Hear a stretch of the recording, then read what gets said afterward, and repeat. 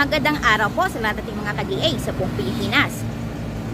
So bago po nating simulan ng ating unit review, sa mga baguhan po pala at hindi pa po nakapag-subscribe sa aming YouTube channel, paki-like, share, and subscribe sa aming YouTube channel at huwag po nating kaligtaang pindutin ang bell icon para ma-notify po kayo at maging updated sa aming mga latest videos. So ngayong araw po mayroon po tayong DA62W. Ito po yung mas kilala natin sa basag na Suzuki Heavy Wagon. So ito po yung may front and back bull bars with carrier, surplus mags, pero mas matibay po yung mags natin kumpara po sa ating mga brand new dahil ito po yung pure alloy at made in Japan. So tara po, check natin yung loob.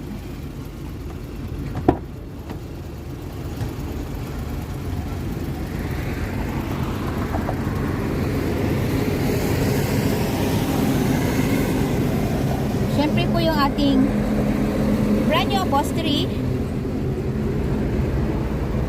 brand new ceiling, yung ating malinis na converted dashboard. Ito din po yung may LCD touchscreen tsaka back camera. Yan.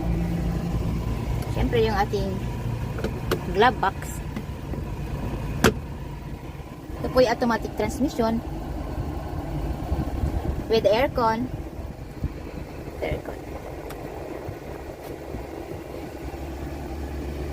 Charger socket.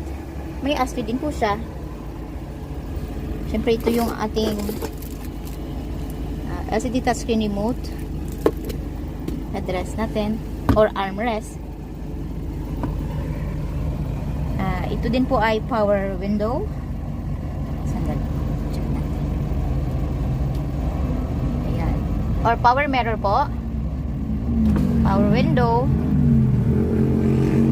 Ayan.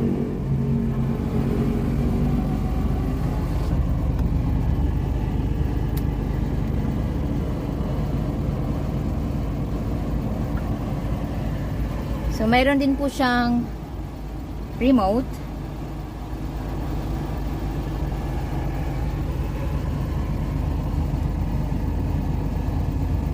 So, ito po yung ating foot brake.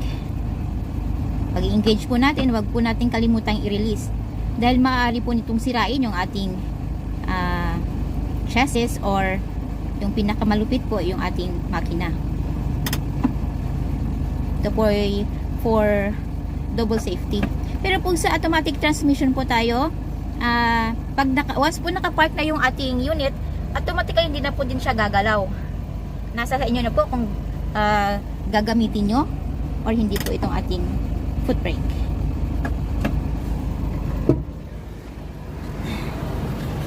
Check po natin yung likod. Ayan. Siyempre may armrest din siya. Ayan.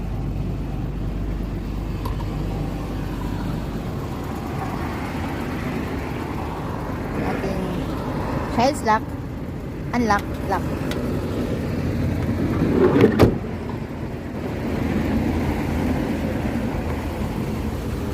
So kasama po sa list of inclusion natin yung ating brand new battery, brand new upholstery, brand new engine oil, gear oil, brake oil. Bago din po ang spark plugs nito. At kasama na din po sa list of inclusion natin yung ating free spare tire, jack at saka wrench. Check po natin yung compartment area.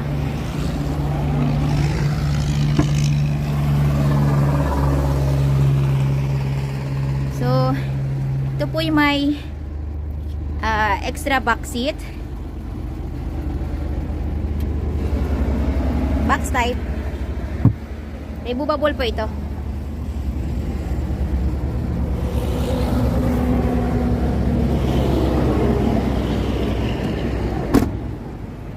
So, available po tayo sa made-to-order basis. We require as low as 25,000 pesos na down payment para po masimulan namin ang inyong mga unit. At ang balance, upon unit pulled out. So upon unit pulled out po, kasama na po doon ang ating steel plate number, original OR and CR, which is directly under buyer's name as first owner sa Pilipinas. So hindi na po natin kailangang i-transfer yung ating mga unit dahil nakapangalan na po sa atin. At may pagkakataon din pong pumili ang buyer ng kanyang paboritong kulay, unused atsal paint material, para po sa long lasting shine ng ating mga unit. Ang ating unit today is bound to Bislig po. So ang price po ng ating unit ay nasa 235,000 pesos. All in na po yun, wala na pong hidden charges. So ano po pong hinihintay natin? Come and visit us at Kilometer 11, Catalunan Pequeño, Davao City. At maaari din po ninyo kaming tawagan sa mga numero na nasa inyong mga screen.